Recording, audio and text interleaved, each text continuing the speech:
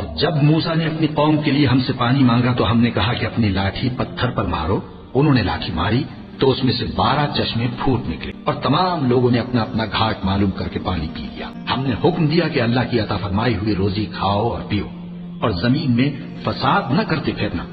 और जब तुमने कहा कि मूसा हमसे एक ही खाने पर सब्र नहीं हो सकता तो अपने परवरदिगार से दुआ कीजिए कि तरकारी और ककड़ी और गेहूं और मसूर और प्याज वगैरह जो नबातात जमीन से उगती हैं हमारे लिए पैदा कर दे।